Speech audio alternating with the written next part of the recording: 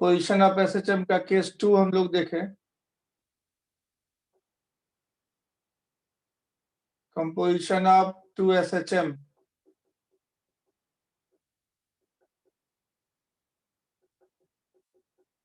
इन perpendicular direction. मान लीजिए एक फोर्स लगा के आपने एक्स डायरेक्शन में एसएचएम, एक पार्टिकल में फोर्स लगाया एक्स डायरेक्शन में और दूसरा फोर्स लगाया वाई डायरेक्शन में, x and y direction.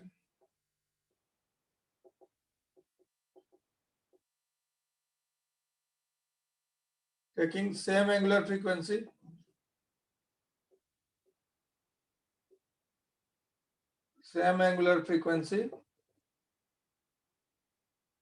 and phase difference, initial phase difference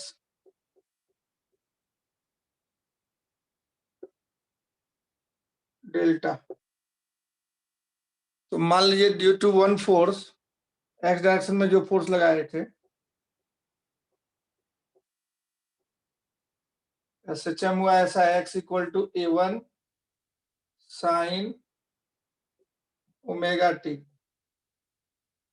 due to one force in x direction, due to another force at time t Y.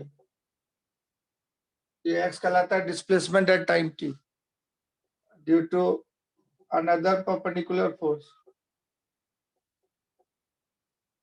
मान लीजिए कि SHM हो रहा है वाई डायरेक्शन, उसका amplitude अलग है, मान लेते हैं A2 है, sign omega t plus delta है, फेज डिफरेंस दोनों का, इसका फेज हो गया ओमेगा टी प्लस डेल्टा, इसका ओमेगा, इसी एंगल को एंगुलर पोजीशन को फेज बोलते हैं। इसमें से ये घटा देंगे तो डेल्टा हो गया फेज डिफरेंस। तो पाथ कैसा होगा पार्टिकल का? Then at any time t position of particle x comma y होगा, that is particle will move in 2 dimension,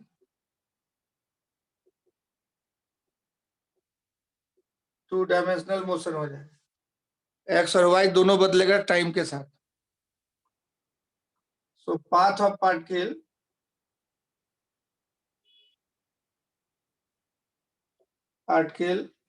जो होगा इज अ जनरल इलिप्स। कैसे होगा उसको कैलकुलेट करते हैं पाथ को। तो पाथ को कैसे निकालते हैं हम लोग?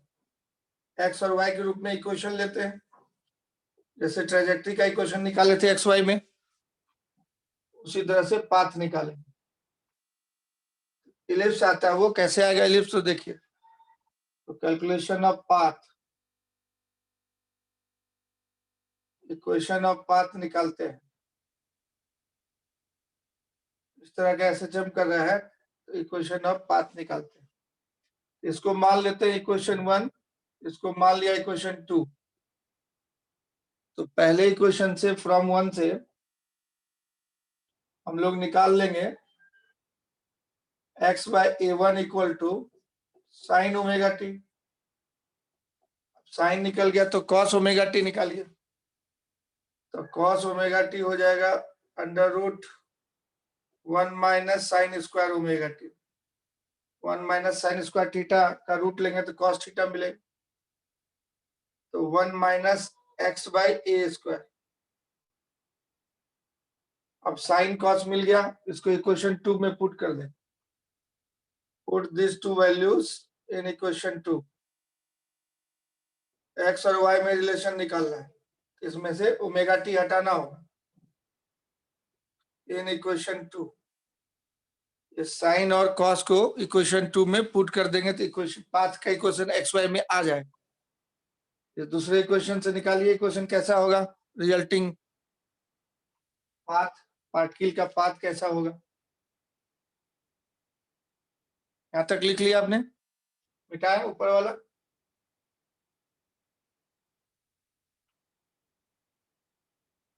पाथ निकालना, अब इसको पुट कीजिए, इसमें इसको इसमें पुट कीजिए। Hello, good afternoon.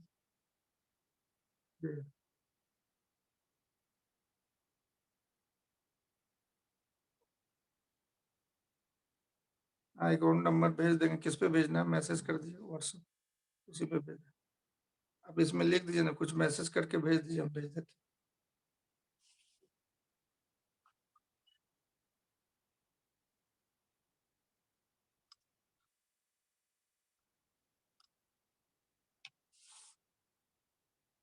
देखो, फिर से बता देते हैं।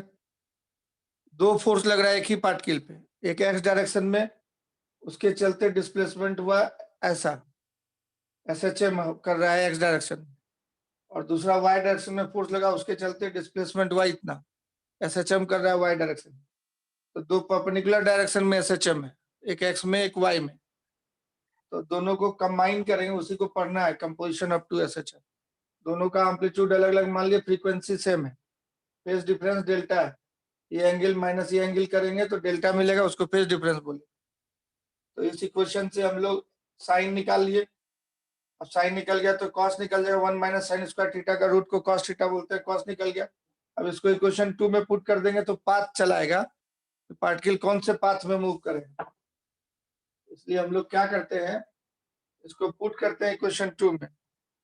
तो फ्रॉम 2 आप यहां देखिए क्या होगा, y equal to a2 sine omega t plus delta, sine a plus b है, तो sine a cos b plus cos a sine b।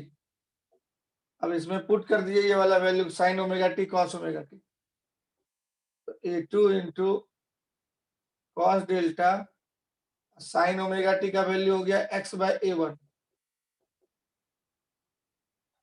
और कॉस ओमेगा टी हो जाएगा यहाँ पे a2 into sine delta cos omega t हो जाएगा root under 1 minus x square by a1 square. अब a2 आप मल्टीप्लाई नहीं भी कर सकते हैं, दोनों में अलग ही रखिए, ऐसा आ गया इक्वेशन। अब इसको कन्वर्ट करना है हम लोगों को ऐसा फॉर्म जो कि एलिप्स का इक्वेशन होता है जैसा, उस तरह का। a2 को उधर ले चलते हैं, तो y by a2 equal to हो गया x by a1 into cos delta, और प्लस हो गया sine delta into root under 1 minus x square by a1 square. ऐसा हो गया इक्वेशन। a2 को उधर लेते गए नीचे। अब क्या कीजिए, दोनों तरफ स्क्वायरिंग कर दीजिए, दोनों तरफ स्क्वायरिंग कर दीजिए, तो क्या बचा है, साइन डेल्टा इंटू इतना है। अब दोनों तरफ स्क्वायरिंग कर दीजिएगा तो इक्वेशन आपका बनेगा। इसको उस साइड ले जाके स्क्वायरिंग कर सकते हैं आप, लेते चलते हैं उस side. y by a2 minus x by a1 into cos delta, ऐसे कर बराबर sine delta into under root 1 minus x square by a1 square. अब स्क्वायरिंग कर दिए दोनों तरफ, स्क्वायरिंग बोथ साइड्स। जो लेट ज्वाइन किया उसके लिए फिर से बता देते हैं, दो परपेंडिकुलर डायरेक्शन में से चम कर रहा है, x equal to a1 sine omega t और y equal to a2 sine omega t plus delta. x equal to a1 sine omega t से साइन ओमेगा टी निकालिए, इससे cos निकाल लिए, और y equal to a2 sine omega t plus delta था y direction में, SHM का equation. इसी को खोल दिया ऐसा, और ये दोनों वैल्यू ले जाके इसमें डाल दी।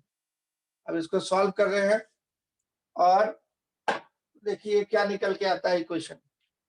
स्क्वायरिंग कर देंगे दोनों तरफ, ये a square plus b square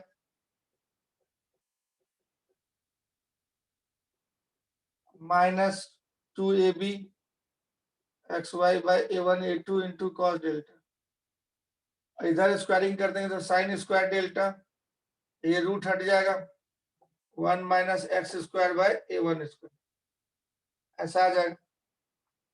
अब इसमें मल्टीप्लाई कर देते हैं साइन स्क्वायर डेल्टा से, तो x square by a1 square into sine square delta, अभी साइन स्क्वायर डेल्टा को उधर ले जाते हैं, इसके पास ले आते हैं, तो उसको जब उसके पास लाएंगे तो वो हो जाएगा cos square delta plus sine square delta 1 हो जाएगा, y square by A two square plus x square by A one square. ये कॉस स्क्वायर डेल्टा इधर से जो ये आया इधर, तो ये कॉमन हो गया, प्लस साइन स्क्वायर डेल्टा हो गया minus 2xy by A one A two into cos delta equals to ये साइन स्क्वायर डेल्टा बचा। अब ये 1 हो गया, तो फाइनल इक्वेशन हो गया x square by A one square Y square by A two square और minus 2 into x Y cos delta divided by A one A to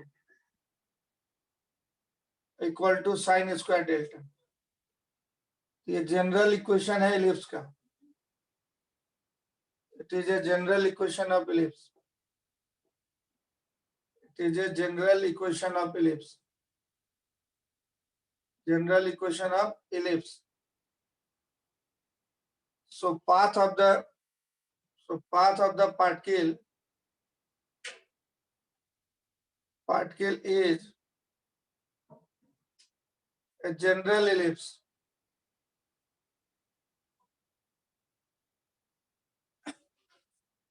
तो ये जो x और y डायरेक्शन में एसएचएम कर रहा था पार्टिकल, दो फोर्स के चलते x डायरेक्शन में फोर्स लग रहा था, y डायरेक्शन में फोर्स लग रहा था, तो उसका रिजल्टेंट पाथ जो होगा एलिप्टिकल हो जाएगा, एलिप्स में घूमेगा पार्टिकल। तो फाइनली हम लोगों ने देखा, इसको नोट करके ओके लिखिए जल्दी से, x और y डायरेक्शन में एसएचएम है, फेज डिफरेंस डेल्टा है, एम्पलीट्यूड अलग अलग था, x डायरेक्शन में a1 y डायरेक्शन में a2, पाथ दोनों के बीच का फेज डिफरेंस डेल्टा था, तो रिजल्टेंट पाथ हो जाएगा एलिप्टिकल। आपसे पूछेगा कि दो एसएचएम कर रहा है, फेज डिफरेंस डेल्टा है, तो पाथ कैसा होगा, तो एलिप्टिकल पे टिक मारें, सर्कुलर, इलिप्टिकल, पैराबोलिक, ये एलिप्स का इक्वेशन है इसलिए एलिप्टिकल पाथ होगी। एक पार्टिकल पे दो फोर्स लगा रहे थे, एक एक्स डायरेक्शन में एक वाई डायरेक्शन में। एक्स डायरेक्शन में ऐसा फोर्स लगा करके छोड़े कि वो एसएचएम कर रहा है एक्स डायरेक्शन में, वाई डायरेक्शन में फोर्स लगा के छोड़े तो एसएचएम कर रहा है वाई डायरेक्शन, तो रिजल्टेंट पाथ पार्टिकल का एलिप्टिकल हो जाए।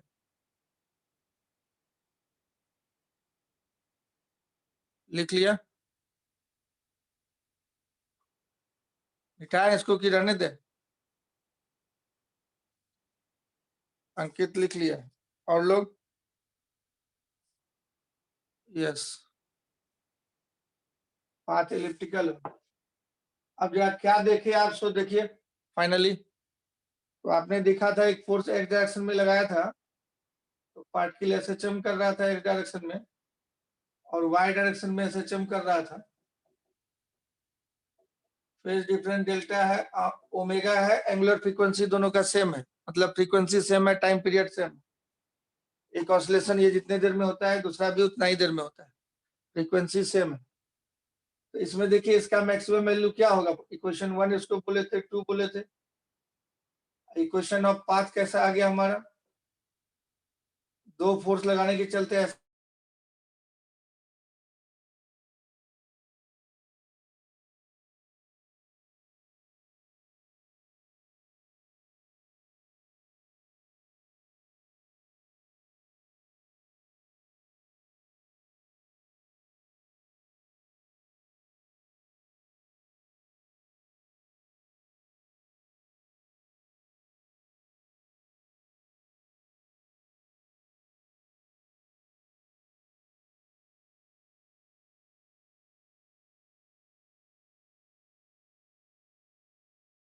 इलिप्टिकल आ गया। ये कैसा एलिप्स होगा, तो यहाँ से देखिए कि भाई मैक्सिमम वैल्यू जो है इक्वेशन 1 से, फ्रॉम इक्वेशन 1, तो maximum x lie between, value of x lie between minus a2 plus a1, sine omega t का मैक्सिमम वैल्यू 1, मिनिमम माइनस 1 होता है, तो x का वैल्यू माइनस a से प्लस a के बीच में लाई करें, x lies between minus a12 plus a1, and from equation 2 से देखिए आप इसे, इसका मैक्सिमम वैल्यू होगा 1, मिनिमम -1, तो y lies between minus a22 plus a2. So the ellipse lies in a rectangle. ellipse rectangle में रहेगा, इसी रेक्टेंगल में x में जो -a से +a तक लिए, मतलब 2a1 हो गया। तो ऐसा एलिप्स में टचिंग ऑल द साइड्स, कि a मैक्सिमम वैल्यू यहाँ पे होता था, तो मैक्सिमम में इस लाइन को भी टच करेगा, इसको भी टच करेगा। x इक्वल टू a क्या होता है? y एक्सिस के parallel line. x equal to a हो गया, a1 minus a1 plus a1, और y इक्वल टू a2 है plus minus a2, y equal to a2 क्या होगा? x एक्सिस के पैरेलल लाइन। यहाँ पे कहीं जीरो लाइन होगा, x जीरो मतलब y जीरो, और ये x जीरो लाइन है, मतलब x एक्सिस y एक्सिस है, ये ओरिजिन हुआ। तो x का जो है प्लस a1 इधर हो गया, माइनस a1 इधर हो गया, मतलब ये टोटल दूरी हो गया 2a1, इधर a1 x इक्वल टू 0 से, इधर a1 x इक्वल टू 0 से, मतलब 2a1 हो गया। x इक्वल टू a2 इधर से, ये वाला a2 हो गया y वाला दूरी, इधर नीचे माइनस a2 हो जाएगा, ये वाला दूरी, मतलब इस लाइन का इक्वेशन हो जाएगा y equal to a2 minus a2, इसका इक्वेशन हो जाएगा y equal to plus a2, इसका इक्वेशन हो जाएगा x equal to plus a1, इसका इक्वेशन हो जाएगा x equal to minus a1। इसी में एलिप्स रहेगा, चारों साइड को टच करता हो जाएगा। सेंटर जो है इधर, इस तरह का एक जनरल एलिप्स बना दीजिए। जनरल एलिप्स चारों साइड को टच करता हुआ एक जनरल एलिप्स बना देंगे इस तरह। इस तरह का पाथ में पार्टिकल मूव करेगा, रिजल्टेंट पाथ ऐसा हो जाए। नोट कर लीजिए, resultant path is a general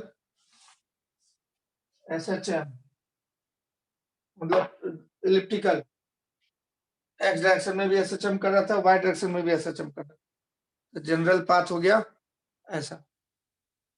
इसको नोट कीजिए, this is the general path.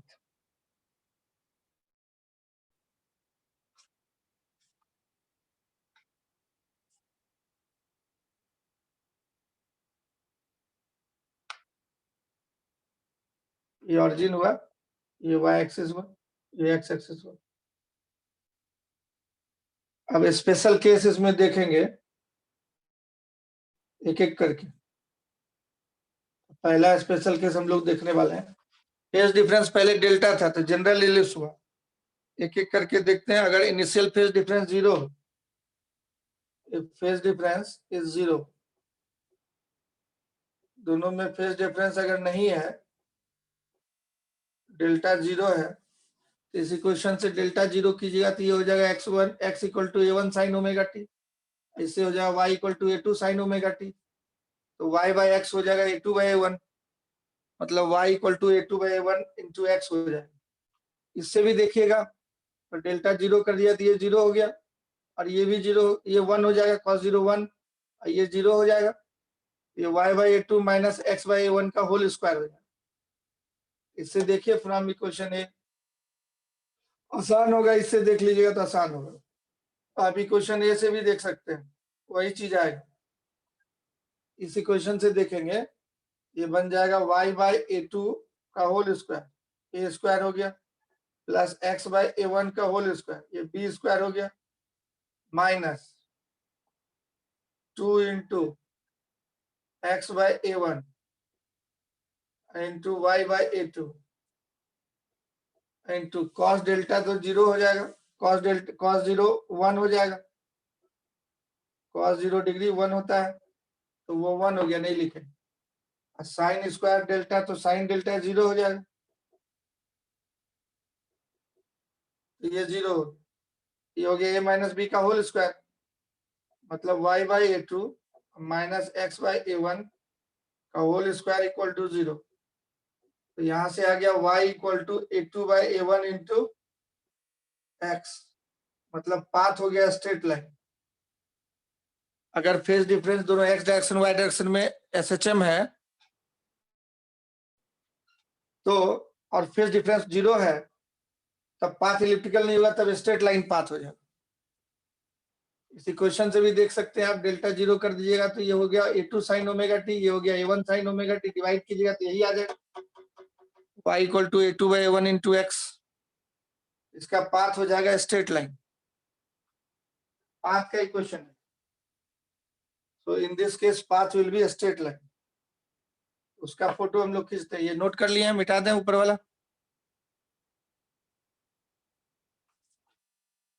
तो ये सब ऑब्जेक्टिव क्वेश्चन में पूछता है कि कैसा पाथ होगा। Phase difference x y direction में है, SHM कर रहा है, फेज डिफरेंस 0 है, in this case path is a straight line. In this case path is a straight line, straight line passing through origin हो गया, passing through origin, having slope, यही y equal to mx type का equation है। Slope हो गया a2 by a1, slope a2 by a1। तो इसका एक ग्राफ जब खींचिएगा, ये सी रेक्टेंगल के बीच में, ये एक्स एक्सिस है, ये वाई एक्सिस है, पाथ इस तरह का हो गया स्ट्रेट। मतलब जब x का वैल्यू प्लस a था, यहाँ ओरिजिन है, प्लस a1 है, ये वाला वैल्यू, ये वाला कहलाता है x equal to plus a1। तो y भी हो गया प्लस a2, ये वाला दूरी कहलाएगा प्लस a2, ये वाला लाइन कहलाता है y equal to plus a2। x equal to a1 होगा तो y इक्वल टू a2 होगा, है ना। x इक्वल टू a1 होगा तो y इक्वल टू a2 होगा, मतलब x इक्वल टू 0 पे y 0 हो जाएगा इस इक्वेशन से। कौन सा equation? y equal to a2 by a1 into x. x अगर a1 कीजिएगा, यहाँ पे x a1 रखेंगे तो y a2 हो जाएगा plus a2, x minus a1 रखेंगे, x माइनस a1 रखेंगे तो y हो जाएगा minus a2, x minus a1, y इसको बोलते हैं x equal to minus a1। और ये वाला लाइन कहलाएगा हमारा y equal to minus a2, तो y माइनस a2 है, तो इसी के बीच में ये पाथ होगा पार्ट के लिए। अब रिजल्टेंट डिस्प्लेसमेंट देखेंगे हम लोग on this line at time t। तो resultant displacement of the particle at time t on this line is r equal to, displacement निकालेंगे x square plus y square का रूट, वेक्टर स्टाइल से जोड़ते हैं। x direction में displacement t time में x था और y डायरेक्शन में y था t टाइम में, तो t टाइम में डिस्प्लेसमेंट जो है root under x square plus y square, delta 0 कर दिए हैं आप, तो ये a1 square plus a2 square, a1 square sine square omega t plus a2 square sine square omega t हो गई।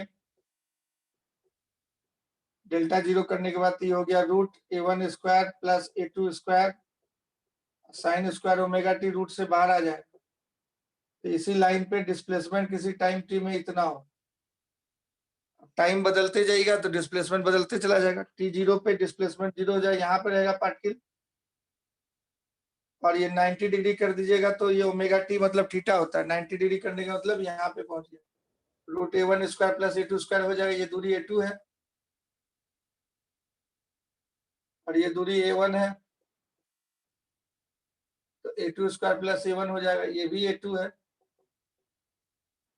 a2 square plus a1 square, ये भी a1 है, तो डिस्प्लेसमेंट जो है हो जाएगा इस टाइम पे, जब 90 डिग्री कर दिया ओमेगा टी को, ओमेगा टी थीटा होता है, 90 कर दिए मतलब time T pi by 2 omega कर दिए, इतने टाइम पे ये डिस्प्लेसमेंट यहाँ पे पार्टिकल पहुंचा।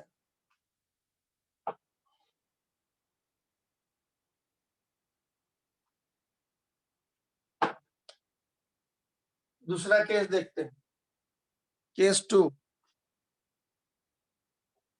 Case 2, if initial phase difference is pi ले लिए, initial phase difference is pi,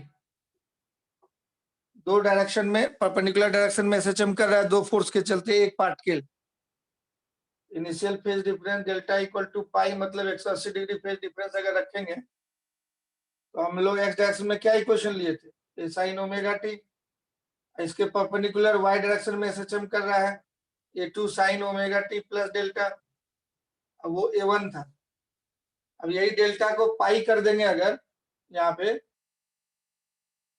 तो इसका रिजल्टेंट पाथ क्या आया था हम लोग का,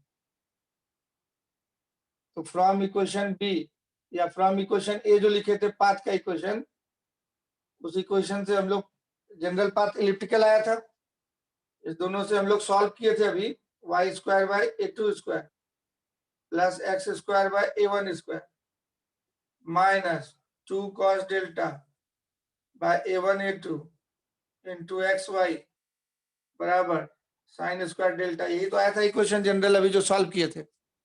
इसी में ये पे cos डेल्टा के जगह, डेल्टा की जगह पे पाई रख दिए 180 डिग्री, तो cos पाई -1 हो जाएगा, ये प्लस बन जाएगा, साइन पाई 0 होता है तो ये 0 ही हो जाएगा।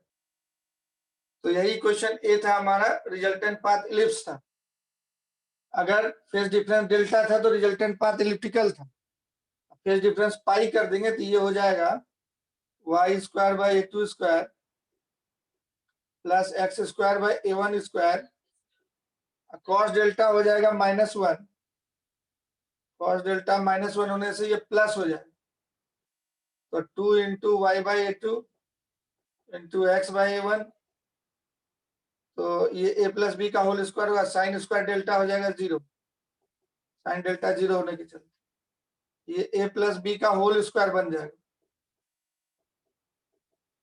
और इक्वल टू 0 हो जाएगा। इससे इक्वेशन हमारा क्या आ जाएगा,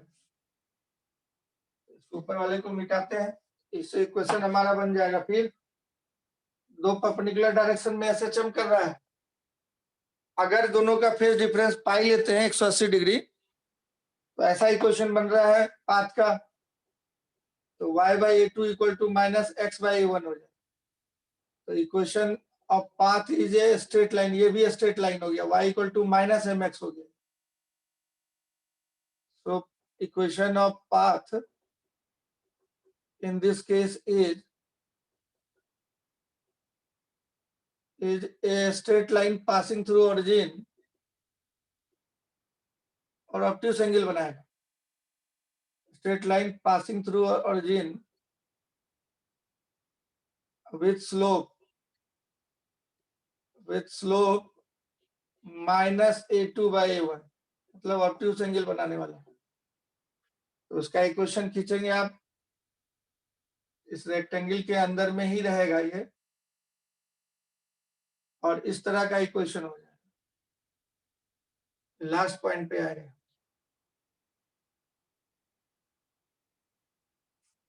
ऐसा ये इसी पाथ पे पार्टिकल चलेगा, ये एक्स एक्सिस है, ये वाई एक्सिस है, ये ओरिजिन है, इसको हम लोग ए बोलते थे, A1, इधर की तरफ बैक साइड में A1, ये A2 था, ये अप में A2 और डाउन में A2, मतलब इस लाइन का इक्वेशन है y equal to plus A2 और इस लाइन का इक्वेशन है y equal to minus A2, इस लाइन का इक्वेशन है x equal to plus A1, ये है x इक्वल टू 0, ये है x equal to minus A1।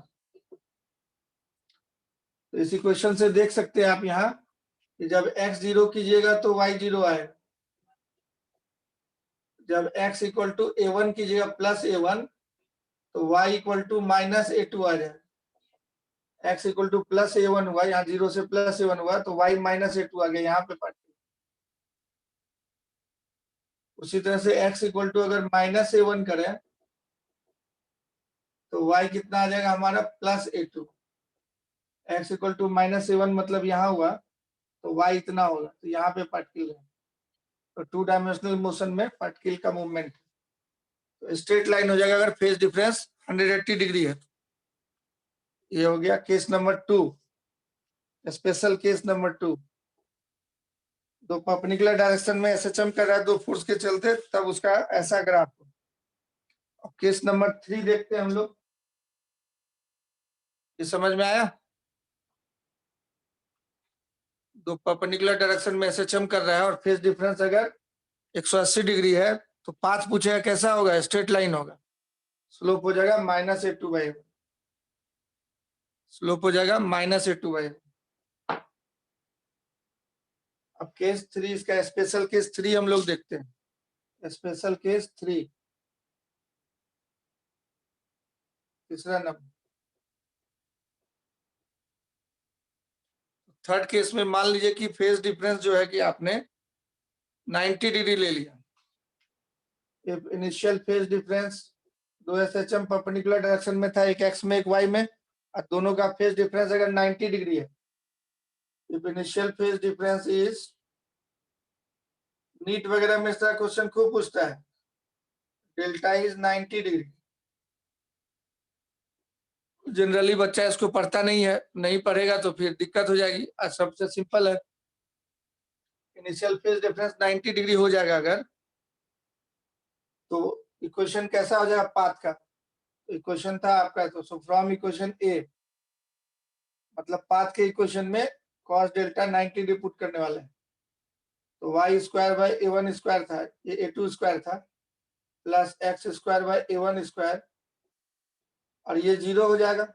2 cos delta तो cos 90 डिग्री हो जाएगा, by a1 into a2 into xy बराबर साइन स्क्वायर 90 डिग्री, ऐसा हो जाएगा। अब साइन स्क्वायर 90 डिग्री का वैल्यू क्या होता है 1, और cos 90 डिग्री का वैल्यू क्या होगा 0। तो ये वाला 0 हो गया, ये 1 हो गया। तो ये स्टैंडर्ड इक्वेशन इलिप्स का हो गया, जो कोऑर्डिनेट ज्योमेट्री में आप पढ़ते थे, इसका सेंटर 0 0 होता है। A1 को बोलते हैं सेमी मेजर एक्सिस और A2 को बोलते हैं सेमी माइनर एक्सिस। ये इलिप्स बन जाए। It is the standard equation of ellipse.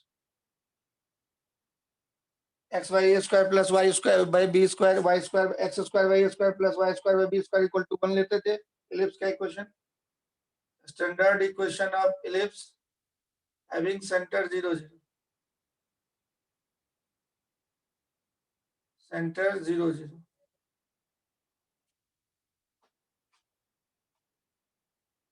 तो इसका जो ग्राफ होगा, ये पार्टिकल मतलब इलिप्स में मूव करे, फेज डिफरेंस 90 डिग्री हो गया और एम्पलीट्यूड अलग अलग है, amplitudes are different. Phase difference 90 degree है, एम्पलीट्यूड्स आर डिफरेंट, तो रिजल्टेंट पाथ इलिप्टिकल होगा। पार्टिकल इलिप्टिकल ऑर्बिट में, मतलब इलिप्टिकल पाथ में घूमेगा, ऑसिलेट कर। तो ये इस तरह का इलिप्टिकल पाथ हो जाएगा।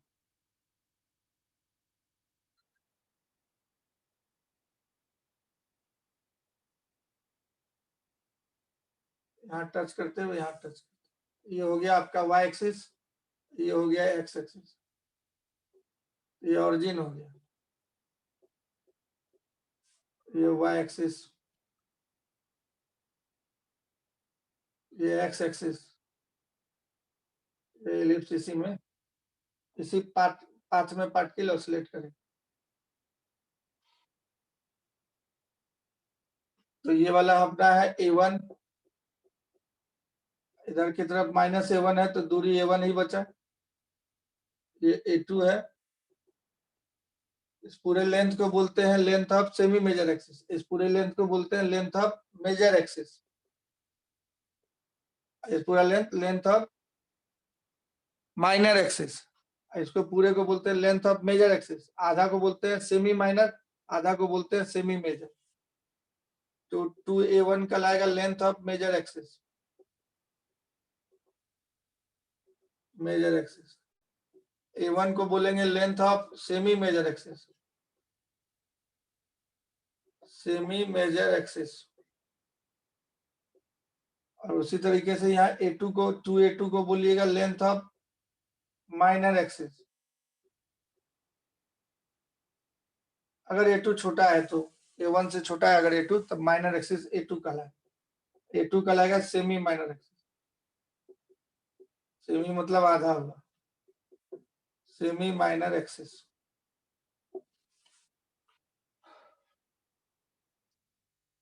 तो x 0 कर दिया तो y का वैल्यू प्लस A1 A2 आ जाएगा। तो ये एलिप्टिकल पाथ में घूमेगा, ऐसा ही पाथ हो जाएगा। अब इस स्पेशल केस का और स्पेशल केस, तो इफ नोट करके लास्ट में लिखते हैं, इफ डेल्टा 90 डिग्री ही रहे बट A1 बराबर A2 हो, एम्पलीट्यूड सेम हो, तब सर्कुलर पाथ हो जाएगा। सेम एम्पलीट्यूड हो तो पाथ कैसा हो जाएगा? सर्कुलर। पाथ कैसा हो जाएगा? सर्कुलर।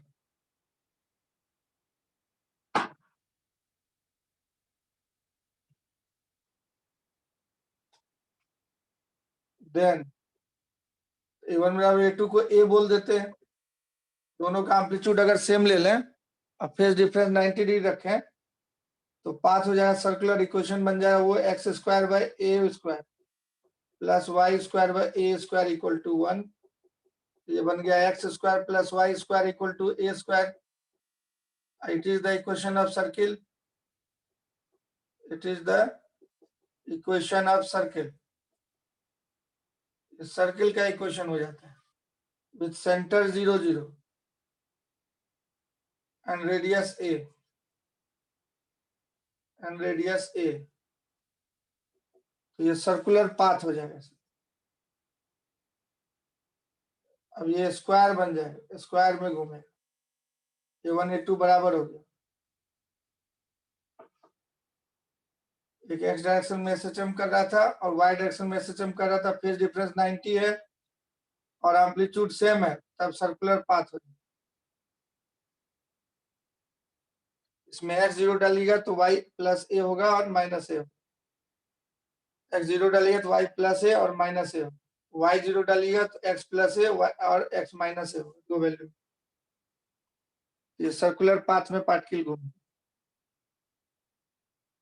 अब समझ गए सारा कहानी, कैसे कैसे क्या क्या हो। तो परपेंडिकुलर डायरेक्शन में ऑसिलेट करता है, तो ये कहानी। तो जनरल पाथ इलिप्टिकल हुआ जब फेज डिफरेंस डेल्टा था। जनरल इलिप्स 13 इलिप्स बनाए थे ऐसे चारों साइड को टच करते हुए रेक्टेंगल के। x equal to minus A1, x equal to plus A1, y equal to plus A2, y equal to minus A2 के बीच में रेक्टेंगल जो बना उसी में मूव करेगा पार्टिकल 2 डायमेंशनल प्लेन में। और अगर फेज डिफरेंस हम लोग 0 लिए थे तो स्ट्रेट लाइन पाथ हो गया। अब 180 भी लिए तो स्ट्रेट लाइन पाथ हुआ इंक्लाइन तिरछा, y equal to minus mx। अगर फेज डिफरेंस 90 ले लिए तो इलिप्टिकल हो गया, A1 A2 अलग है।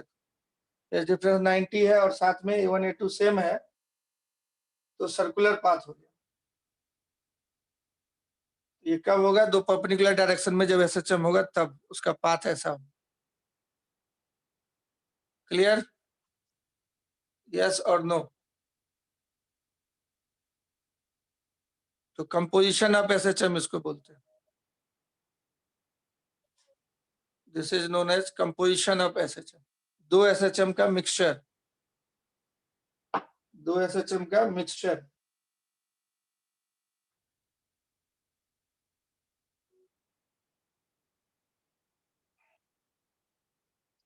एक और है डैम्प्ड ऑसिलेशन। देखिए फ्री ऑसिलेशन किसको बोलते थे? फ्री ऑसिलेशन और नेचुरल ऑसिलेशन हम लोग बोलते थे जब फ्रिक्शन नहीं लेते थे। एक तब कहलाता है जब no loss in mechanical energy, no loss in mechanical energy. इसमें स्प्रिंग ब्लॉक सिस्टम लेते थे आप अगर, तो ओमेगा आता था √k/m। ये नेचुरल फ्रीक्वेंसी कहलाता है, नेचुरल एंगुलर फ्रीक्वेंसी। और टाइम पीरियड इसमें आता था 2π/ω। स्प्रिंग ब्लॉक सिस्टम ऑसिलेट करते रहता था जिंदगी भर, कोई फ्रिक्शन नहीं है, कोई लॉस नहीं होगा। तो टाइम पीरियड √2π√m/k आता है। ये स्प्रिंग ब्लॉक सिस्टम जिसमें कि आप खींच करके छोड़ देते हैं तो ये ऑसिलेट करते रहता है, फोर्स F = -kx लगता है ना। इसको अनडैम्प्ड ऑसिलेशन भी बोलते हैं, अनडैम्प्ड ऑसिलेशन, नो डैम्पिंग, ये अनडैम्प्ड ऑसिलेशन कहलाता है। लेकिन रियल कंडीशन जब हम लोग अप्लाई करेंगे, रियली में हवा का रेजिस्टेंस जो है लगेगा, तो क्या होता है कि धीरे धीरे एम्पलीट्यूड ऑफ ऑसिलेशन, इसको इसमें बोलते हैं एम्पलीट्यूड ऑफ ऑसिलेशन कांस्टेंट। जितना आगे गया उतना ही पीछे गया, जितना ऊपर गया उतना ही नीचे है। मीन पोजीशन के अबाउट ऑसिलेट करता है, क्लो पोजीशन के अबाउट। एम्पलीट्यूड ऑफ ऑसिलेशन इसमें कांस्टेंट रहता है, एनर्जी लॉस नहीं है। तो डैम्प्ड ऑसिलेशन हम लोग पढ़ने वाले हैं, डैम्प्ड ऑसिलेशन। तो डैम्प्ड ऑसिलेशन का मतलब क्या हुआ कि एयर फ्रिक्शन कंसीडर करेंगे या विस्कस फोर्स में स्प्रिंग ब्लॉक सिस्टम को डाल दिया, विस्कस लिक्विड में ऑसिलेट करा, धीरे धीरे इसका ऑसिलेशन का एम्पलीट्यूड कम होते होते बाद में खत्म हो जाएगा, मतलब एनर्जी लॉस होगा। तो इन this case laws of energy, loss of energy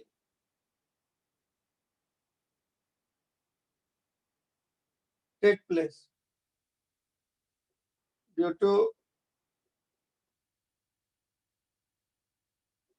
air resistance और किसी भी तरह का और another resistance, another resistive forces। Spring block system में अगर आप एयर रेजिस्टेंस को भी कंसीडर कर लीजिए, तो हम लोग जनरली एयर रेजिस्टेंस फोर्स को बोलते हैं, force due to air resistance. Air resistance is proportional to velocity होता है, प्रोपोर्शनल टू वेलोसिटी। ये होता है व्हेन वेलोसिटी इज स्मॉल, जब वेलोसिटी कम है एयर का तो हम लोग फोर्स को वेलोसिटी के प्रोपोर्शनल में लेते हैं। And directed opposite to velocity, directed opposite to velocity. हवा का जो रेजिस्टेंस होगा, एयर फ्रिक्शन जो होगा, वो उसके वेलोसिटी के प्रोपोर्शन होता है। ज्यादा वेलोसिटी ज्यादा फ्रिक्शन, कम वेलोसिटी कम फ्रिक्शन। और जिस डायरेक्शन में एयर ब्लो कर रहा है उसके उल्टे डायरेक्शन में फ्रिक्शन लेते हैं। तो F प्रोपोर्शनल टू V बोलते हैं हम लोग। एयर रेजिस्टेंस अगर कंसीडर करते हैं तो F = -BV। B को बोलते हैं डैम्पिंग कोफिशिएंट, B को कहा जाता है डैम्पिंग कांस्टेंट या damping coefficient. B damping constant कहलाता है। ये एयर फ्रिक्शन का फोर्स का ये फॉर्मूला हो। अब स्प्रिंग ब्लॉक सिस्टम में जो फोर्स लग रहा था -kx रिस्टोरिंग फोर्स, उसके अलावा ये एयर रेजिस्टेंस फोर्स भी लग रहा है। इधर डिस्प्लेसमेंट होगा उधर ही वेलोसिटी होगा, ब्लॉक का खींचिएगा तो उसके उल्टे डायरेक्शन में भी ये भी फोर्स लगने लगेगा। ये दोनों फोर्स के चलते अगर आप कंसीडर कीजिएगा मोशन, तो कैसा इक्वेशन बनेगा ना। Oscillation of spring block system, oscillation of spring block system under spring force and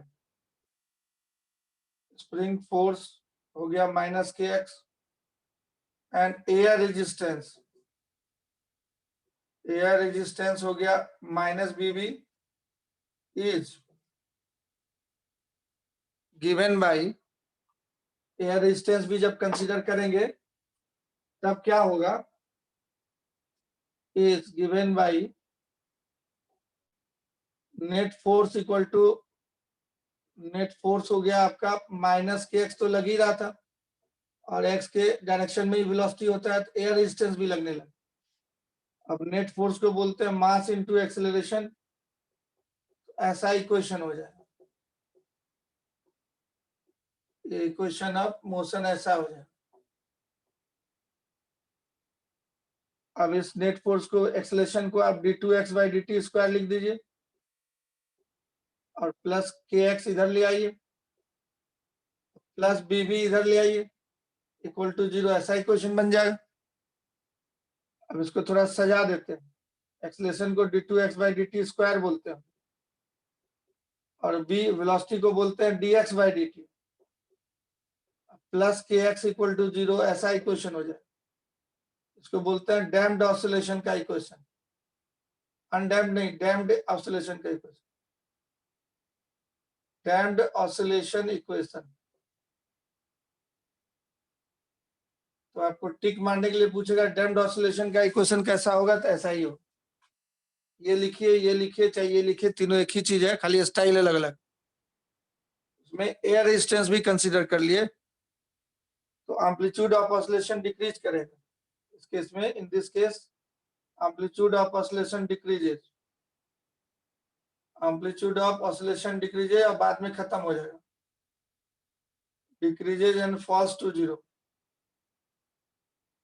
and finally it will be 0, rest में आ जाएगा, पार्टिकल ऑसिलेट करना बंद कर दे, है ना। एयर रेजिस्टेंस भी कंसीडर की जाए तो ऑसिलेशन धीरे धीरे घटते घटते घटते घटते घटते घटते रुक जाए। डैम्पिंग फोर्स भी कंसीडर कर रहे हैं, इसमें एयर रेजिस्टेंस वाला फोर्स भी कंसीडर कर रहे हैं। समझ में आ रहा है ये जितना बात अभी बोले? डैम्प्ड ऑसिलेशन और फ्री ऑसिलेशन में फर्क समझे? फ्री ऑसिलेशन में आइडियल केस मान के चलते हैं, कोई रेजिस्टेंस नहीं लग रहा है, तो एक बार स्प्रिंग ब्लॉक को ऑसिलेट कर देंगे, जिंदगी भर उतना ही एम्पलीट्यूड में आगे ऊपर नीचे होते रहे। अब एयर रेजिस्टेंस लेंगे तो धीरे धीरे धीरे धीरे धीरे धीरे एम्पलीट्यूड घटते घटते 0 हो जाएगा, ऑसिलेशन बंद हो जाएगा। तो ऐसा इक्वेशन होगा डैम्प्ड ऑसिलेशन का। एयर रेजिस्टेंस फोर्स हम लोग वेलोसिटी के प्रोपोर्शन में लेते हैं, और opposite to the direction of velocity लेते हैं। क्या करते हैं? Opposite to the direction of velocity.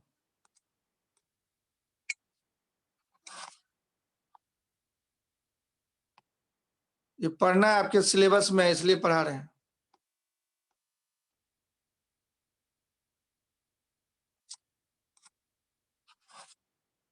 एक मिनट,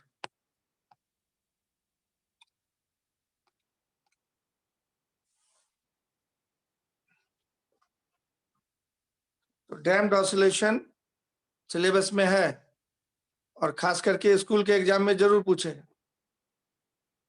कि क्या होता है डैम्प्ड ऑसिलेशन। तो बताया कि डैम्प्ड ऑसिलेशन में एम्पलीट्यूड ऑफ ऑसिलेशन घटते जाता है, घटते जाता है, घटते घटते 0 हो जाता है। ऐसा क्यों होता है? क्योंकि एयर फ्रिक्शन लगेगा तो एनर्जी लॉस होगा मैकेनिकल में, और धीरे धीरे ऑसिलेशन कम होते होते होते होते लास्ट में रुक जाता है, उसी को बोलते हैं डैम्प्ड ऑसिलेशन। तो उसका इक्वेशन अब लोग, अब देखिए ये डिफरेंशियल इक्वेशन बन गया है, डिफरेंशिएशन के फॉर्म में लिखा हुआ है। इसमें से एक्स का वैल्यू निकालने के लिए इंजीनियरिंग कॉलेज में जाना होगा, और हम लोगों को पढ़ना होगा डिफरेंशियल इक्वेशन का सॉल्यूशन कैसे निकालते हैं एक्स, तो हायर क्लासेस में पढ़ेंगे। तो यहाँ पे एक्स कैसे निकालेंगे ये आप नहीं सीखेंगे, एक्स का डायरेक्ट वैल्यू लिखेंगे, उसको आपको याद रखना होगा, इसका सॉल्यूशन। इसको हम लोग एक बार थोड़ा और मॉडिफाई करते हैं, d2x/dt², अब प्लस देखिए इधर m से डिवाइड कर रहे हैं, b/m इंटू dx/dt, प्लस हो गया यहाँ k/m इंटू एक्स बराबर 0। आपके किताबों में बस इतना ही लिखा हुआ है, हम थोड़ा सा एक स्टेप और आगे बढ़ा देते हैं हायर क्लासेस के कंसेप्ट से।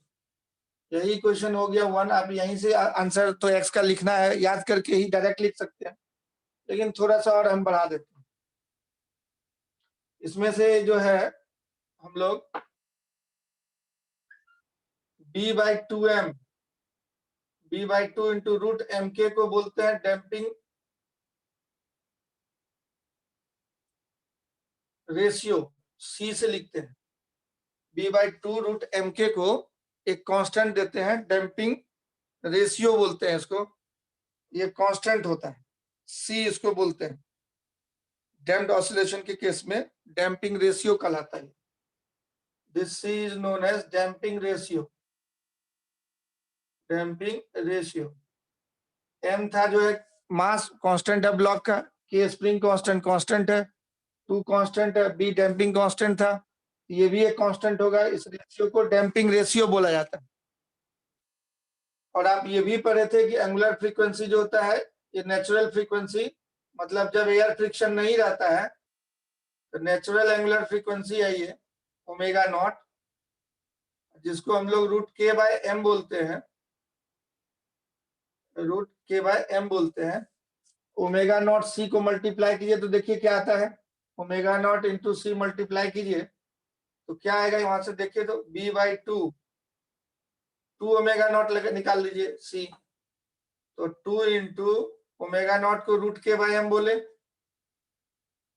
निकाल के देखते हैं, इंटू सी को इतना बोलते हैं, तो b/2 into √m into √k, देखिए √k कट जाएगा, 2 कट जाएगा, ये b/m बचेगा। तो 2 ओमेगा नॉट सी को b/m बोलते हैं, अलग से ये बात आप दिमाग में रखिए। अब ये जो b/m था वहां पे 2 ओमेगा नॉट सी डाल देंगे और k/m की जगह ओमेगा नॉट का स्क्वायर डालने वाले हैं। तो इसी क्वेश्चन को हम लोग लिख सकते हैं d2x/dt स्क्वायर, अब प्लस b/m को हम लोग लिख दिए 2 इंटू ओमेगा नॉट इंटू सी को बोले डैम्पिंग रेशियो, ओमेगा नॉट हो गया जब फ्री ऑसिलेशन था, जब एयर फ्रिक्शन नहीं था उस समय का angular frequency, into dx/dt, k/m को ओमेगा नॉट स्क्वायर बोलेंगे इंटू x बराबर 0। उस इक्वेशन को ही ऐसे भी लिखते हैं, तो आपकी किताबों में यहीं तक लिखा हुआ है एनसीईआरटी में। तो थोड़ा सा हम एक स्टेप बढ़ा दिए, इसमें ओमेगा नॉट आ गया टर्म। ओमेगा नॉट क्या है, जब डैम्पिंग कोफिशिएंट, जब एयर फ्रिक्शन नहीं रहता उस समय ऑसिलेट जो करता √k/m से, रूट कमीना जिसको बोलते थे, वही वाला ओमेगा नॉट। अब इट्स सॉल्यूशन इज, सॉल्यूशन निकालने का मतलब x का वैल्यू निकालना है। It's solution is, it's solution gives the displacement x at time t, displacement x at time t, इसका सॉल्यूशन आपको याद रखना पड़ेगा।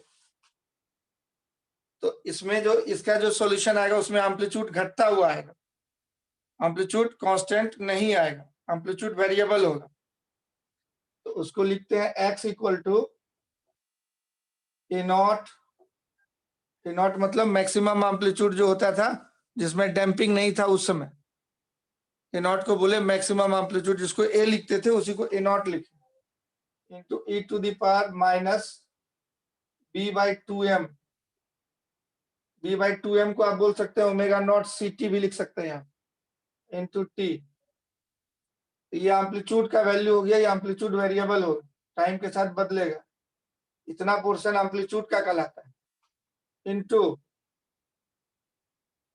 Into sine omega T into +5 sign omega dash T +5, या कॉस ओमेगा डैश टी +5 भी लिख सकते हैं, या पाई को डेल्टा भी लिख सकते हैं। ऐसा आता है इक्वेशन, ये कहलाता है एम्पलीट्यूड।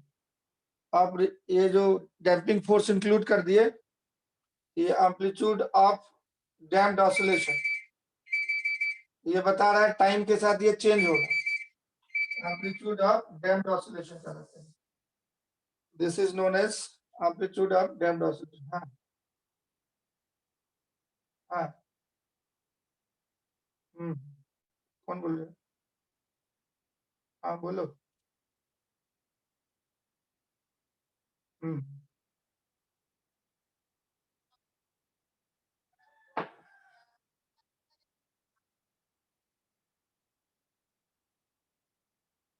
क्लास में है, आगे तुम पढ़ सकते हो, जो पूछना होगा तो तुम्हारा तो खत्म करे, तुमको तो एक ही महीने में चाहिए ना। हाँ, तो उसी में खत्म करेंगे, फिर डाउट होगा तो पूछते रहना।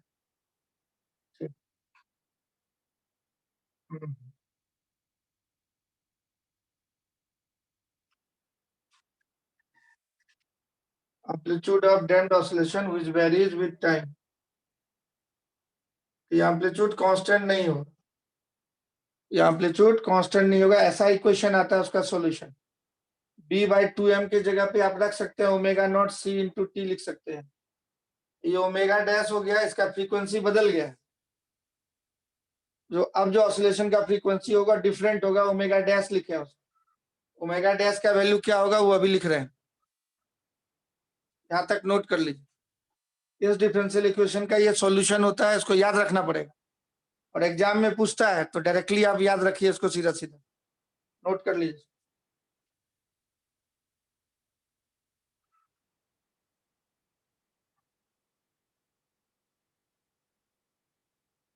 यहाँ पे साइन ओमेगा टी चाहे कॉस ओमेगा टी लिख सकते हैं, उसके हिसाब से ग्राफ में खाली अंतर होगा।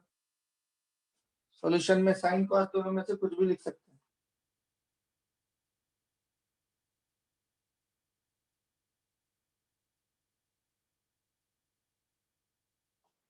मिटाएं इसको।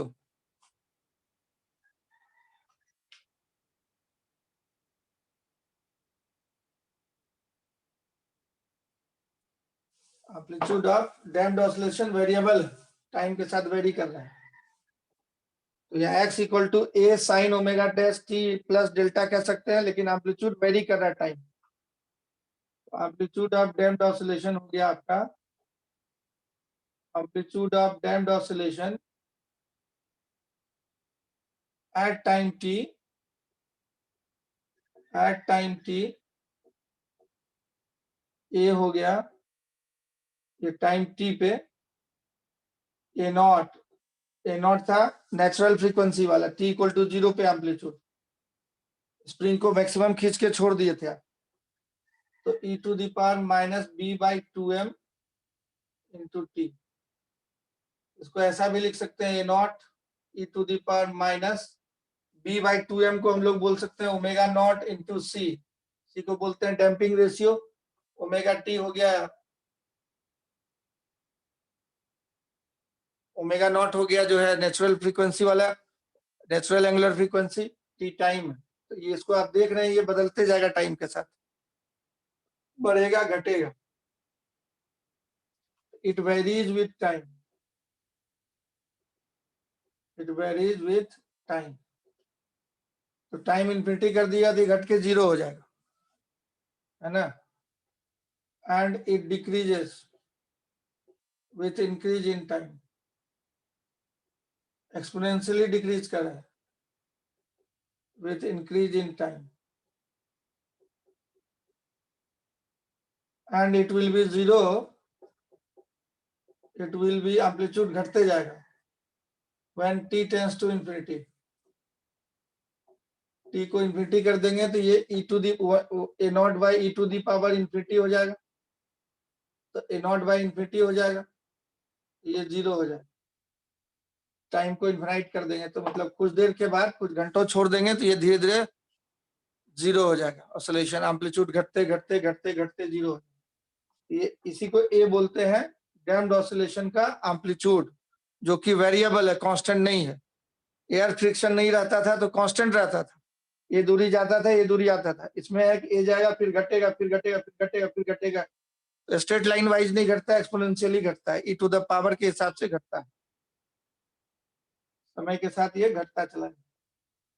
And omega dash is known as angular frequency of oscillation of damped oscillation. Damped oscillation के वक्त एंगुलर फ्रीक्वेंसी अलग होगा,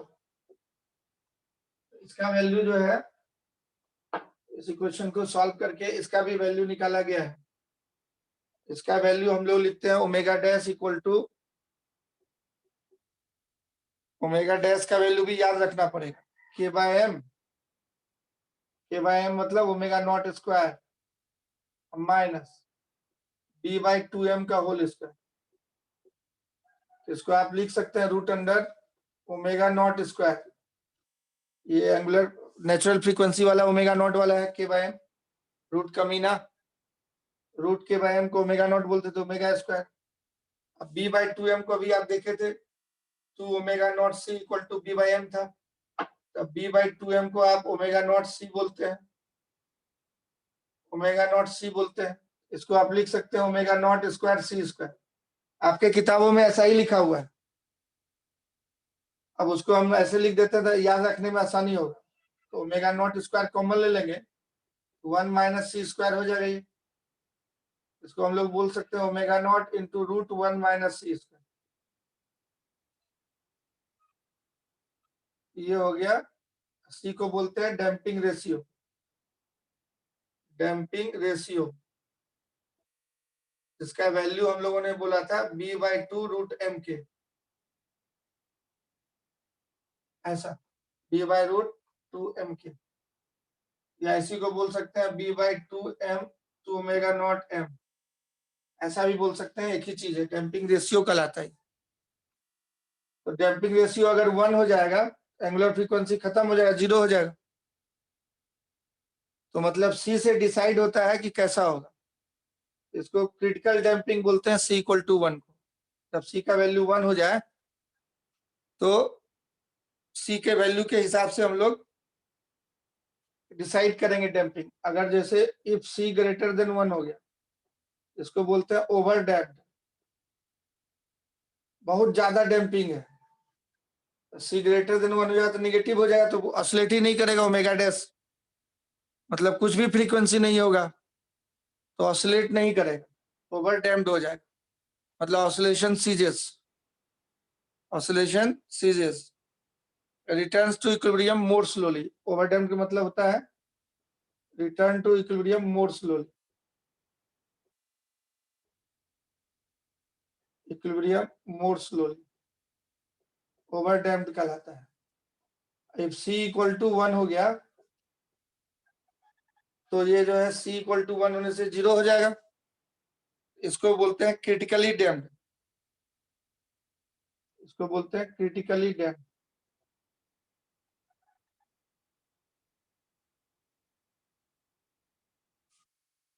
और इफ सी लेस देन 1 होगा तो हमारे काम का होगा, सी लेस देन होगा तो ओमेगा डैश पॉजिटिव आएगा, ये स्मॉल डैम्पिंग कोएफिशिएंट हो गया, इसको बोलते हैं अंडर डैम्प्ड, इसको बोलते हैं अंडर डैम्प्ड, अंडर डैम्प्ड। इसका मतलब होगा कि return to equilibrium position quickly, amplitude gradually decrease करेगा, इन दिस केस ऐसे amplitude decreases gradually and oscillation different frequency से ऑसिलेशन करेगा and oscillates with different frequency, different frequency।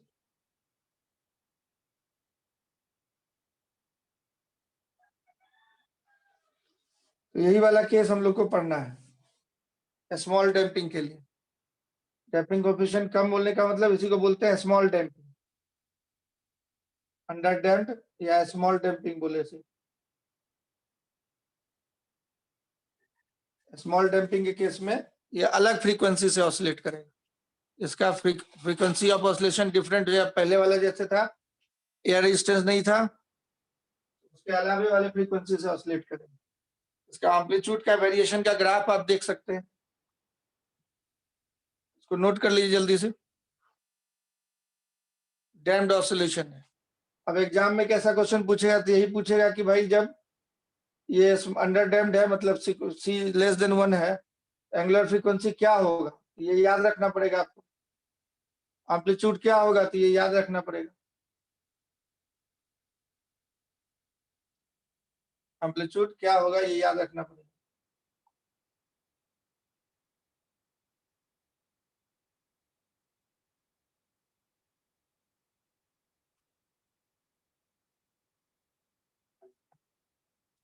अब देखिए एम्पलीट्यूड में और भी चीज आप देख सकते हैं, यहाँ पे एनर्जी क्या होगा, एनर्जी हाफ के स्क्वायर बोलते हैं, तो energy of the system of the oscillating system, तो एनर्जी इसमें हो जाएगा हाफ के स्क्वायर, इसका स्क्वायर कर दीजिए, तो हाफ के इंटू ए नॉट स्क्वायर, इसका स्क्वायर करेंगे तो 2 कट जाएगा, तो minus B by m into t हो जाएगा ऐसा। तो इसको बोलेंगे ई नॉट, इनिशियल एनर्जी, जो कि एसएचएम फ्री ऑसिलेशन में जो एनर्जी बोलते थे वही हो गया।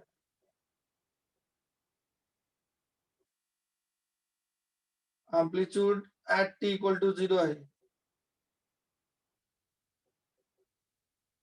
या फ्री ऑसिलेशन एम्पलीट्यूड, ये energy maximum energy of at t equal to 0 है। अब आपसे क्वेश्चन पूछेगा, एनसीईआरटी में क्वेश्चन दिया हुआ है कि कितने टाइम के बाद एम्पलीट्यूड इनिशियल एम्पलीट्यूड का आधा हो जाए, यही इनिशियल एम्पलीट्यूड कितने टाइम के बाद आधा हो जाएगा, तो इसमें ए नॉट बाई 2 ए डाल दीजिए, तो टू फाइंड टाइम, हम उसको हेडिंग में डाल के बना दे रहे हैं, to find time T half when a is half of initial amplitude, half of initial amplitude, initial amplitude मतलब इनिशियल एम्पलीट्यूड ए नॉट था, उसका आधा कितने टाइम के बाद हो जाए, इस इक्वेशन में हम लोग डाल देते हैं एक ही जगह पे, इस इक्वेशन का कुछ नाम दे देते हैं, मान लीजिए इक्वेशन बी नाम दे दिया, इसका सी नाम दे दिया, तो फ्रॉम इक्वेशन बी में ए का वैल्यू ए नॉट बाई 2 डाल दीजिए, ए नॉट बाई 2 डाल दिए और टाइम निकाल लीजिए, तो उस टाइम को टी हाफ बोल रहे हैं, ऐसे लिखा जाता है स्टाइल मार के, उस टाइम को टी हाफ बोल रहे हैं, ये ए नॉट कट जाएगा, हाफ इधर बचेगा, इक्वल टू ई पे power minus B by 2m into T half. अब इसमें लॉग ले ले, log half to the base e equal to b by 2m minus B by 2m into log into T half log E to the base E, log लेंगे तो log m पे power n में n चला जाता है इधर, log E to the base ई 1 हो जाता है, लॉग m पे पावर n रहता है तो n लॉग m लिखते हैं ना इसको, वही फॉर्मूला लगा दिए यहाँ, दोनों तरफ लॉग ले लिए, तो ये log E to the base ई 1 हो जाएगा, तो यही वाला चीज खाली बचेगा, तो this implies t half equal to b by 2m, उधर डिवाइड कर देंगे, माइनस भी चला गया उधर, log half divided by b by 2m, ये पूरा बी बाई 2m उधर डिवाइड कर दिया। अब लॉग हाफ को बोल सकते हैं लॉग 1 माइनस लॉग 2, लॉग 1 0 हो जाता है, ये minus log minus minus plus हो जाएगा, इसको आप लिख सकते हैं log 2 to the base e divided by b by 2m, b by 2m को आप ओमेगा नॉट सी बोलते थे, c damping coefficient, damping ratio बोलते थे सी को, लॉग 2 का वैल्यू होता है 0.693, है ना, बी बाई 2m को लैम्डा बोल देते हैं, डीके कांस्टेंट 12 क्लास में पढ़िया, रेडियो एक्टिविटी में या केमिस्ट्री में पढ़िया, केमिकल काइनेटिक्स में, तो लैम्डा की तरह हो जाएगा ये b by 2m, decay constant type का होगा, कोई नाम दे दिए बी बाई 2m का लैम्डा, तो टी हाफ इसी तरह का फॉर्मूला आता है रेडियो एक्टिविटी में, रेडियो एक्टिव डीके होता है तो ऐसा ही फॉर्मूला आता है, वैसा ही फॉर्मूला आया सेम टू सेम, लैम्डा की तरह हो गया B by 2m।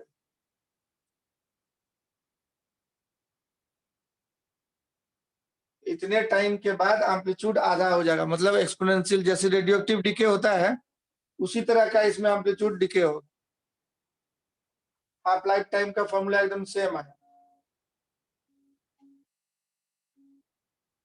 D by 2m को लेमडा बोल दीजिए, तो इक्वेशन हो गया A naught T to the power minus lambda T.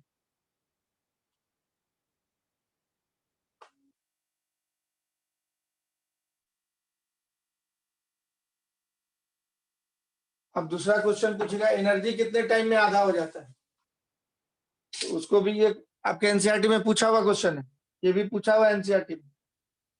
तो एनर्जी कितने टाइम में आधा हो जाता है, तो हम निकाल देते हैं यहाँ पे, to find the time T half when energy is half of initial energy. E मतलब एनर्जी है, total energy, half of initial energy, half of initial energy मतलब ई नॉट बाई टू, कितने टाइम में हो जाए। एनर्जी का यही question है, इसमें ई की जगह रख देते हैं पुट इन बी, या फ्रॉम इक्वेशन सी लिख रहे हैं, इक्वेशन सी नाम दिया उसका, ई की जगह पे ई नॉट बाई टू रख देते हैं और टाइम निकाल लेंगे। तो ई नॉट बाई टू हो गया, उस टाइम को टी हाफ बोल रहे हैं, तो ये ई नॉट कट जाएगा, तो बचेगा half equal to E to the power minus B by M into T half. अब उसी तरह से लॉग ले लेंगे दोनों तरफ, log half to the base E, log M पे पावर एन, ये पावर चलाएगा प्रोडक्ट में, into log E to the base ई 1 हो जाएगा। तो टी हाफ चलाया अपना लॉग 2, लॉग हाफ को लिखेंगे minus log 2, minus minus cut जाएगा बाई बी बाय,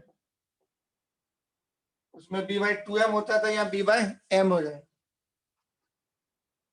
ये हो गया, इतने टाइम के बाद एनर्जी आधा हो जाएगा टोटल सिस्टम का, मतलब आधा एनर्जी लॉस हो गया एयर फ्रिक्शन के चलते, आधा एनर्जी लॉस हो जाएगा एयर फ्रिक्शन के चलते। ये है log 2 to the base e, जिसको 6.693 बोलते हैं उसका value, by b by m हो जाए। ये सब इंपॉर्टेंट डेरिवेशन है, इसको याद रखना है, दिमाग पे जोर पड़ेगा, 3-4 बार पढ़ के याद रखना है। ओके, ये सब नहीं पढ़ता है बच्चा, नहीं पढ़ेगा तो एग्जाम के क्वेश्चन नहीं बना पाएगा, इसलिए हम बता दिए डिटेल में। समझ गया?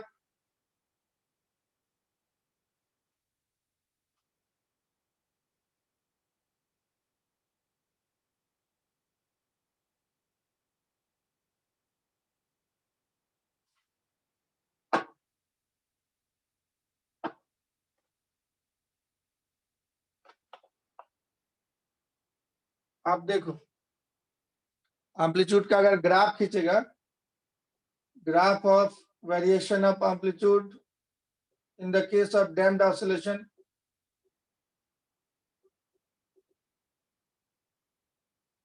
in the case of damped oscillation, तो वो ग्राफ घटते जा रहा है एम्पलीट्यूड धीरे धीरे विथ टाइम, टाइम के साथ ग्राफ खींचना है। अगर एम्पलीट्यूड का इक्वेशन में तुम A not E to the power minus B by 2m, मतलब A equal to A not E to the power minus lambda T लिया था, तो अगर साइन कर्व लेगा, उसमें into sine omega dash T plus 5 लिखेगा, तो ऑरिजिन से शुरू करेंगे हम लोग। ये शुरुआत में जो है साइन वाला लिया है, इस तरह से ये एम्पलीट्यूड घटता चला जाएगा, घटता जाएगा एम्पलीट्यूड और इन्फिनिटी पे जाके 0 हो जाए। तो ये एम्पलीट्यूड जो है प्लस ए से घटते घटते घटते घटते घटते घटते घटते घटते 0 हो जाए। थोड़ा और बड़ा यहाँ पे बनाना पड़ेगा उसी पैटर्न में, इस तरह से घटते जाए, 0 की तरफ जा रहा है। जितना ऊपर लिया था वैसा ही नीचे लेगा, ऐसे घटते घटते घटते घटते घटते घटते 0 हो जाए। ऐसे दिखा देंगे, यहाँ पे ये प्लस ए था, ए नॉट इक्वल टू 0 पे माइनस ए नॉट, और वहां से घटते घटते धीरे धीरे 0। एम्पलीट्यूड का दिखाए, एम्पलीट्यूड मतलब मैक्सिमम डिस्प्लेसमेंट। तो ये इक्वेशन होगा A equal to A not E to the power minus lambda T into sine omega dash T plus 5 वाला जो था डेल्टा वाला, ये वाला इक्वेशन, ये बराबर A not E to the power minus lambda T sine omega dash T plus delta वाला X बराबर जो था, एक्स बराबर उसका इक्वेशन ऐसे लिखा हुआ है। तो वेरिएशन हम लोग दिखाए कैसे बदल रहा है एक्स के साथ, एक्स और टी का ग्राफ खींचा हुआ, एम्पलीट्यूड ऐसे बदल रहा है। अब देखो इसमें लेमडा था तुम्हारा b/2m को लेमडा बोला था, b/2m को लेमडा बोला था। अगर इक्वेशन में इसमें तुम्हारे एनसीईआरटी में कॉस लिखा हुआ है, यहाँ पे तुम्हारे एनसीईआरटी में कॉस लिया है लिखा हुआ है, तो ऊपर से शुरू करेगा ग्राफ, साइन लिखा हुआ है तो ओरिजिन से शुरू करेगा, कॉस लिखा हुआ है तो ऊपर से शुरू करेगा। इसी ग्राफ को तुम ऐसे बना सकते हैं, कॉस लेगा तो एक्स का टी के साथ वेरिएशन, तो मैक्सिमम से शुरू किया ऐसे और घटाते जाए घटाते जाए घटाते जाए घटाते जाए घटाते जाए, तो ये जो है मैक्सिमम से शुरू होगा ऐसे घटते घटते घटते घटते धीरे धीरे जीरो हो। उसी तरह से यहाँ से ऐसे घटते घटते घटते घटते जीरो, राइट टाइम के बाद जाके जीरो।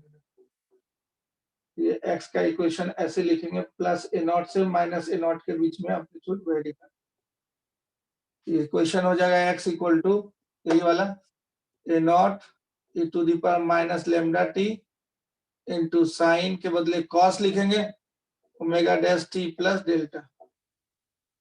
तो यहाँ पे लेमडा होता है अपना b/2m, b/2m कांस्टेंट, b है डैम्पिंग कोएफिशिएंट या डैम्पिंग कांस्टेंट और by2m m था ब्लॉक का मास, स्प्रिंग ब्लॉक। साइन में करेगा तो ऐसा, कॉस में करेगा तो ऐसा करेगा। तो एम्पलीट्यूड देख रहे हो घटते जा रहा है धीरे धीरे, एक्स का टी के साथ ग्राफ प्लॉट कर दिए तो एम्पलीट्यूड घटते जा रहा है। पहले एम्पलीट्यूड इतना बड़ा था, फिर और छोटा और छोटा और छोटा और छोटा, धीरे धीरे जीरो हो जाए, इनफाइनाइट टाइम पे जाके जीरो हो जाए।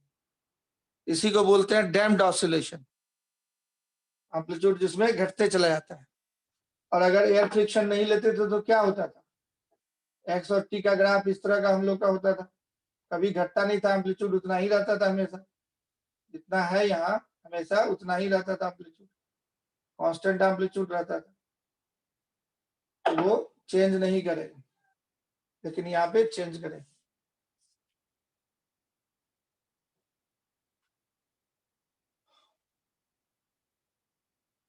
ओमेगा डैश का वैल्यू हम लोग क्या लिखे थे, omega nought root under 1 minus सी स्क्वायर लिखे थे। सी को तुमको बोले थे b/2 इंटू रूट एम के, वही चीज। आगे देखिए दूसरा है फोर्स्ड ऑसिलेशन।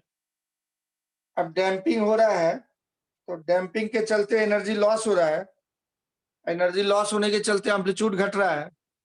तो आप चाहते हैं कि एम्पलीट्यूड नहीं घटने दें, एम्पलीट्यूड बढ़ा भी दें, तो क्या कीजिएगा, तो फोर्स लगाइए। जैसे झूला झूलते हैं आप, झूला झूलते हैं तो क्या होता है, एक बार आता है ऊपर से नीचे, फिर नीचे से ऊपर, धीरे धीरे कम होने लगता है तो डैम्प्ड ऑसिलेशन हो।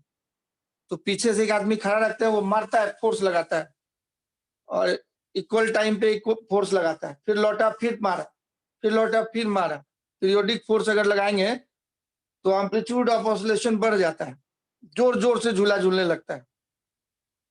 तो झूला झूलने का फ्रीक्वेंसी, तो जो ये झूला जो है ऊपर से नीचे आ रहा था और नीचे से ऊपर जा रहा था झूला, इसका एक फ्रीक्वेंसी है। अब इसका फ्रीक्वेंसी और जो फोर्स आप एक्स्ट्रा लगा रहे हैं, इसका फ्रीक्वेंसी और फोर्स जो लगा रहे हैं आप, वो भी पीरियोडिक फोर्स लगा रहे हैं आप, एक खास टाइम इंटरवल पे लगा रहे हैं रिपीट करके। तो वो फोर्स का जो फ्रीक्वेंसी है, ये फोर्स वाले का जो फ्रीक्वेंसी है और ये झूला झूलने का फ्रीक्वेंसी अगर दोनों मैच कर जाएगा, दोनों मैच कर जाएगा, अगर ये डैम्प्ड वाला था, हवा का रेजिस्टेंस भी था, ओमेगा डैश इसका फ्रीक्वेंसी और इसका फ्रीक्वेंसी दोनों मैच कर गया, तो हम लोग क्या बोलते हैं, रेजोनेंस हो जाएगा। तब एम्पलीट्यूड ऑफ ऑसिलेशन बहुत बढ़ जाता है, तो रेजोनेंस हो जाता है। वही फोर्स्ड ऑसिलेशन हम लोग को पढ़ना है। मतलब डैम्प्ड ऑसिलेशन है, इसके ऑसिलेशन में फ्रीक्वेंसी घट, एम्पलीट्यूड घट रहा था, तो हम लोग बाहर से फोर्स पीरियोडिक लगाए इक्वल टाइम इंटरवल। तो सबसे सिंपलेस्ट केस है कि भाई साइनसॉइडल फोर्स लगाए, साइन फंक्शन पीरियोडिक फंक्शन होता है, या कोसाइनसॉइडल तरीके से फोर्स लगाए, साइन के साथ फोर्स बदल रहा है या कॉस के साथ, तो पीरियोडिक फोर्स लगाने से एम्पलीट्यूड ऑफ ऑसिलेशन को बढ़ाया भी जा सकता है। उसको बोलते हैं फोर्स्ड ऑसिलेशन या ड्रिवन ऑसिलेशन, मतलब एक्स्ट्रा फोर्स लगा के आप ड्राइव कर रहे हैं, उसको जबरदस्ती फोर्स लगा के ऑसिलेट करा रहे हैं, तो उसको बोलते हैं फोर्स्ड ऑसिलेशन। तो आगे हेडिंग डालेंगे फोर्स्ड ऑसिलेशन, आगे हेडिंग डालेंगे फोर्स्ड ऑसिलेशन। इस फोर्स्ड ऑसिलेशन में भी थोड़ा टाइम लगेगा, उसको अगले क्लास में पढ़ेंगे, उसमें भी डिफरेंशियल इक्वेशन और भयानक बनेगा। फोर्स्ड ऑसिलेशन में हम क्या बोल रहे हैं, थोड़ा सुन लीजिए खाली। फोर्स्ड ऑसिलेशन में क्या बोल रहे हैं हम, कि देखिए जो स्प्रिंग ब्लॉक सिस्टम है, मान लीजिए ऑसिलेट कर रहा था, अगर हवा रेजिस्टेंस नहीं लगाता तो इसके चलते टाइम पीरियड अपना आ जाता 2 pi root k by root M by के। एयर रेजिस्टेंस भी लग रहा है, अब इसके चलते धीरे धीरे एम्पलीट्यूड घट रहा था ऑसिलेशन का, एक्स्ट्रा फोर्स लगा दिए और एक F not sign omega T, इसका फ्रीक्वेंसी अलग है फोर्स लगाने का, ओमेगा नॉट टी कर देते हैं। इस तरह का फोर्स आपने लगा दिया, इसको पीरियोडिक फोर्स बोलते हैं। यही net force equal to mass into acceleration हो जाएगा, तो इसको फोर्स ऑसिलेशन बोलते हैं, इस फोर्स को पीरियोडिक फोर्स बोलते हैं। पीरियोडिक साइन फंक्शन को, साइन फंक्शन पीरियोडिक होता है, एक रेगुलर फ्रीक्वेंसी इसका ओमेगा डी है, और यही दोनों था तो ओमेगा डैश से ऑसिलेट करता था। अब ये फ्रीक्वेंसी का फोर्स भी लगा रहे हैं और एक्स्ट्रा, तो ऑसिलेशन फ्रीक्वेंसी बदल जाएगा। तो मोशन शुरुआत में कॉम्प्लेक्स होगा, लेकिन बाद में जो फ्रीक्वेंसी होता है, जो फोर्स का फ्रीक्वेंसी है, उसी फ्रीक्वेंसी से बॉडी ऑसिलेट करने लगता है। शुरुआत में थोड़ा कॉम्प्लेक्स होगा, लेकिन कुछ समय बाद जितना आप जो फोर्स लगा रहे हैं उसी फ्रीक्वेंसी से ऑसिलेट करने लगता है। तो इसमें से एक्स का वैल्यू निकालना है, तो वो भी डिफरेंशियल इक्वेशन बन जाएगा। इसको स्टाइल मार के लिखते हैं md2x/dt², और ये v को उधर ले आए तो v को स्टाइल मार के लिखते हैं dx/dt। kx को इधर ले आए, डैम्ड वाले में इक्वल टू 0 हो गया था यहाँ, और इसमें जो आप एक्स्ट्रा फोर्स लगाए हैं, ये फोर्स लिखना पड़ेगा F not sine omega D into T, ये रह जाएगा। इसका इक्वेशन और भी कॉम्प्लिकेटेड आएगा। हेलो, हाँ एक मिनट, तो इसको हम लोग कल पढ़ेंगे, आज इतना ही रहने देते हैं, ठीक है? इसको हम लोग कल पढ़ेंगे, आज इतना ही रहने देते हैं।